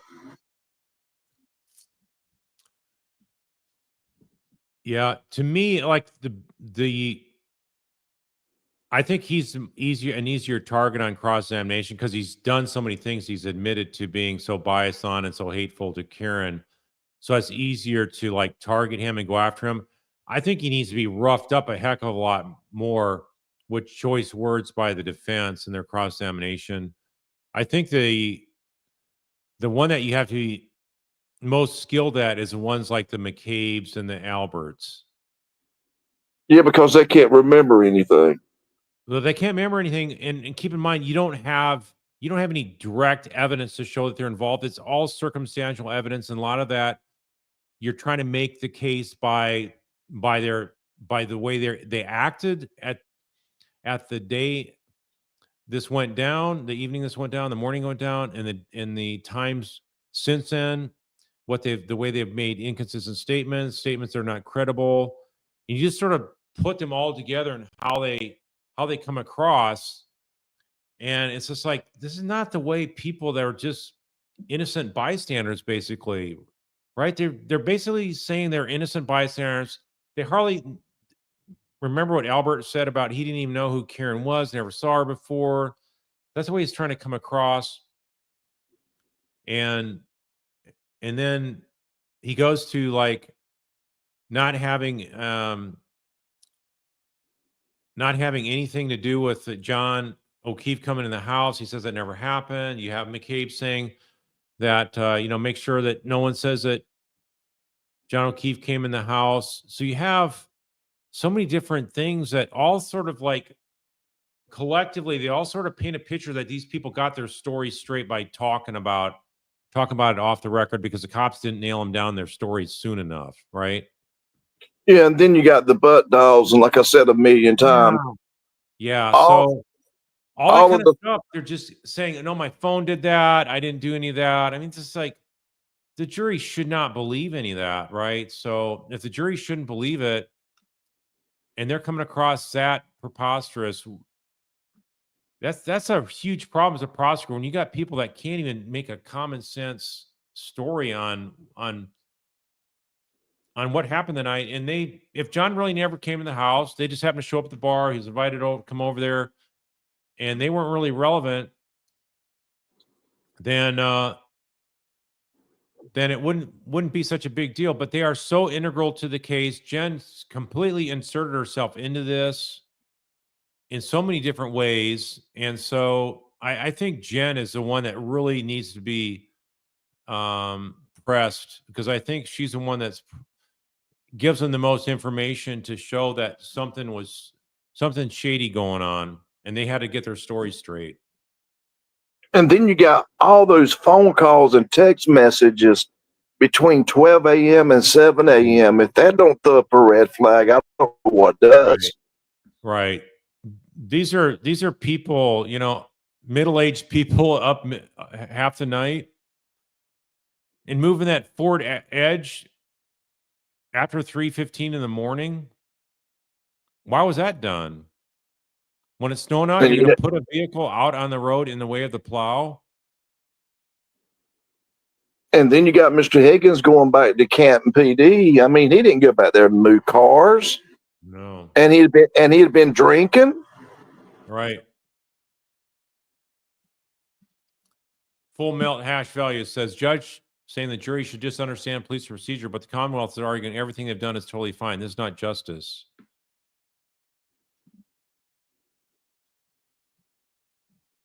Complete railroad job of Karen Reed and her constitutional rights.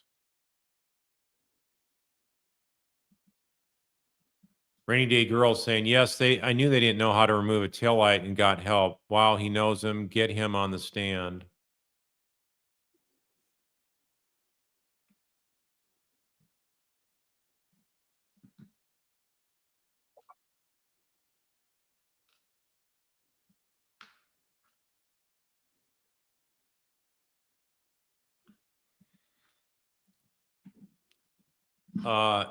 Katerina is asking, how did Karen know exactly where the body was? Who's to say she knew where the body was? How can you believe what was said? So Yeah. I just don't. I don't believe anything a state witness has to say. I just really don't. From my experience over all these years, I just don't. I just don't believe much of anything the prosecution and witnesses have to say at all. Are you with me on that, Trooper? Yeah, and it's amazing they would put their entire career on this one case or any case whatsoever. Their entire career. That's a good way to say it. There's nobody out here that's going to cause. Well, when I was working, there's nobody that would cause me to lose my job. I can tell you that now. Yeah. But they made their bed, and they're going to have to sleep in it. Oh, Gianna Bellina is asking, what do you think about the judge still referring to Michael Proctor as Trooper Proctor during jury selection? So when she gives a list of witnesses, he's still listed as Trooper. Well, she has to because he was the trooper in the first trial. Now, come the second trial, they will make it known that he is no longer employed as a trooper. But he was a trooper in the first trial, so she has to call him Trooper. But they will quickly take that title away from him once he sits on the stand. Yeah, I think they could call him Michael Proctor, but maybe just to clarify that he is a trooper, maybe it helps the second jury. And maybe it's going to highlight even more the fact he's no longer a trooper. So maybe that is good for the defense. That's right.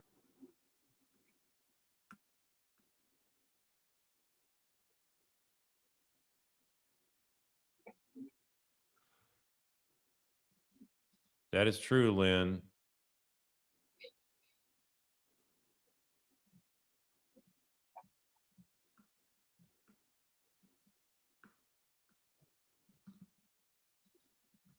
Kay is saying there's so many sirens when there's not a trial.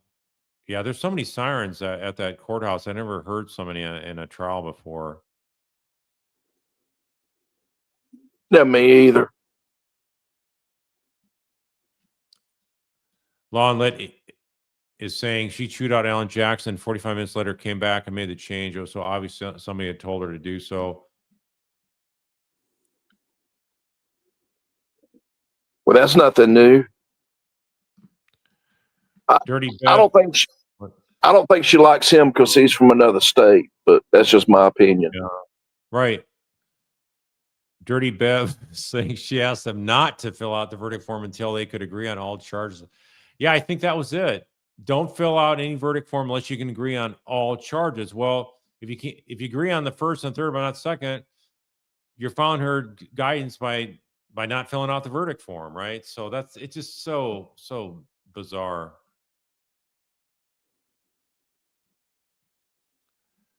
Kira Feeble saying the judge is trying to make herself the finder of fact rather than jury. Yeah, she's doing a lot of fact finding on her rulings on these motions, but I'm telling you, this is reversible error. What the framework they've set up now with her rulings, this thing will never survive on appeal. Probably can't get the Massachusetts courts to do the right thing, but federal courts are not going to stand for this kangaroo court there in Denham. No.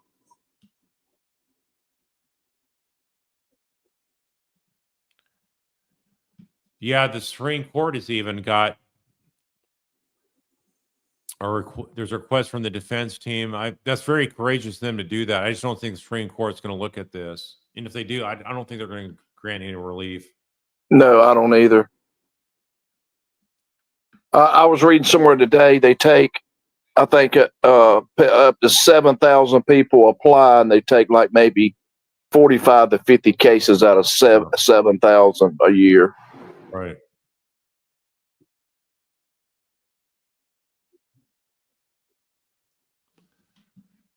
Malcolm Ritchie's asking, do you think someone could take over this Looney Tunes trial like the FBI? I just don't see the U.S. attorney's offices and any of the law enforcement folks getting involved in this until after the trial happens. So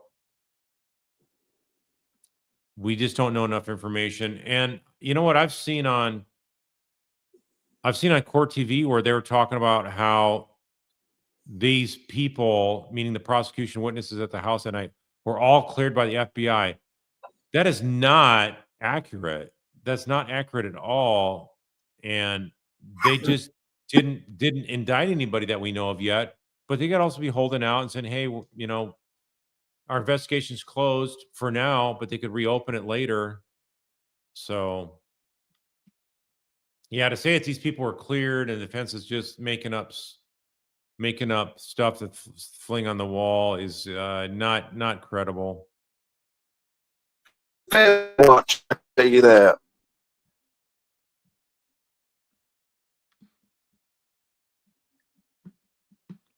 Wow, Marines 100 saying she drove through Canton today and saw 0 free Karen Reed signs out.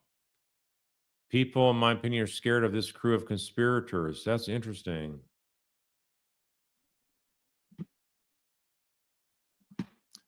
Ms. Holmes 66 is saying, Trooper, I'm so glad you reached out to Carl because it's wonderful to hear from an honest trooper who loved his career and holds himself and his colleagues to the highest standards. Thank you. Wonderful comment. I agree.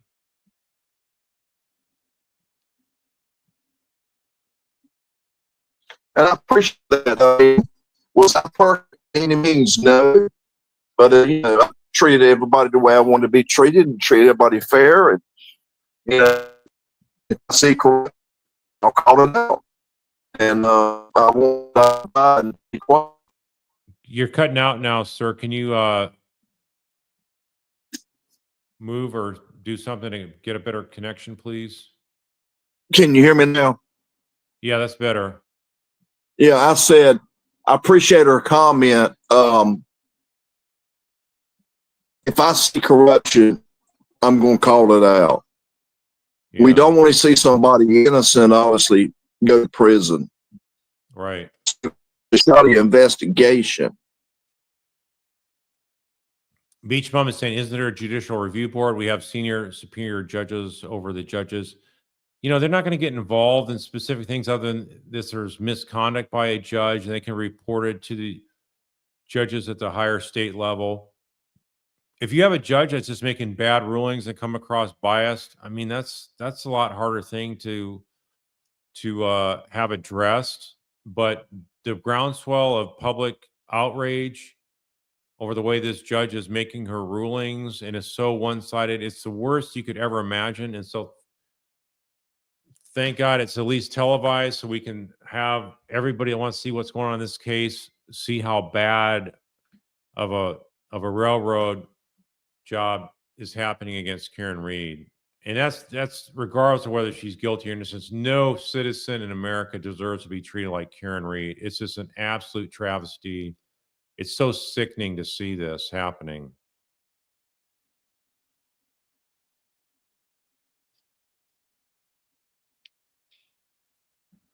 AJK is saying federal U.S. taxpayer dollars funded both investigations of Birchmore and O'Keefe, and Morrissey sits on the findings. U.S. taxpayers have a vested interest. Right to Governor Healy demand an inquest. Kay Beidel is saying she stopped AJ's cross on Higgins when he was gaining momentum. Well, that's what the prosecution is trying to do. They just make objections. They don't have to state a basis for it. And it's just kangaroo court. It's like banana court, banana republic type of court.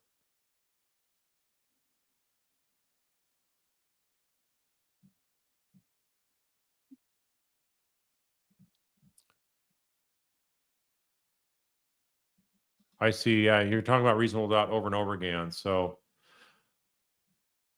all right, I'm going to take just a couple more questions here. I see Dux is saying, Judge said this is how we do jury instructions here in Massachusetts. Yeah, I remember her saying something along those lines, but that doesn't mean it's right. And yet, all about Shade is saying yet he hadn't seen a form like that before. So yeah, that'd be interesting. Is that a standard form or not?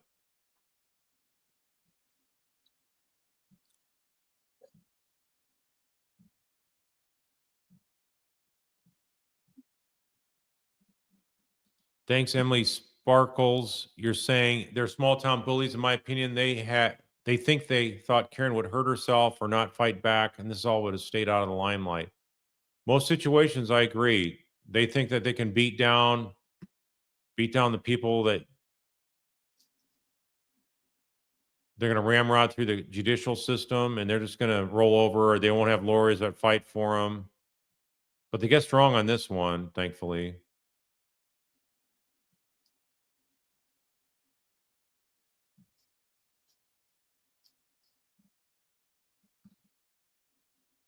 Carrie B saying Higgins comes across so guilty when with the phones.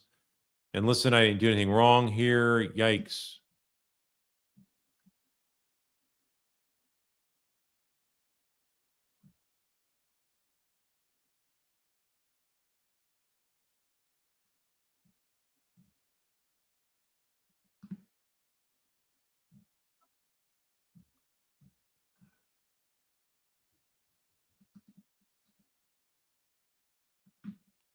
Need some Z's is asking, do you think the defense will object to everything this time rather than choosing when to object? And do you think they will ask to approach every time too? I sure hope they ask for sidebars when they have all these stupid objections, and just have this. I guess the way I do it is if I know I need to get evidence in, it's basically going to come in. I'm not going to sit there and let the judge just make rulings against me that keep it out without me getting a chance to protect the record and say stuff on appeal. So unless there's some kind of local rule that prevents me from standing up and objecting, if it's really that much of a one-sided system, then that's another thing. But from any court I've been in, if I'm getting bad rulings from the judge when the other side objects, I'm going to stand up and explain my position every time. And normally that works out pretty good. So yes, I hope they take the aggressive approach and ask for sidebars if they're not allowed to speak out what the objection is, what their response to the objection is, because this is just so insanely crazy what's going on in this court. The number of objections by the prosecutor, I've never seen anything like it. They're just trying to steal any chance of momentum the defense has. And they're doing it because they don't want the truth coming out, and they don't want any momentum from the defense, and that's playing dirty. Okay, no two ways about it. They're playing dirty. So, with that, sir, do you have any final comments for tonight, Trooper Carolina? Thanks so much for joining us. I appreciate you having me call, and I'll come back anytime you invite me. Okay, I'll keep you in mind. Thanks, everybody. Y'all have a great rest of the weekend and a great week. And there's a chance I may be back on tomorrow night. So I don't know yet, but thanks for your attention and support for justice in this matter. Keep in mind the Constitution should apply here in Denham, Massachusetts, but in so many ways it's not. And that's something we're going to keep talking about. And it's just unbelievable, but it's really happening. You can see it with your own eyes. So with that, I'll see you all later. Take care. Have a good night.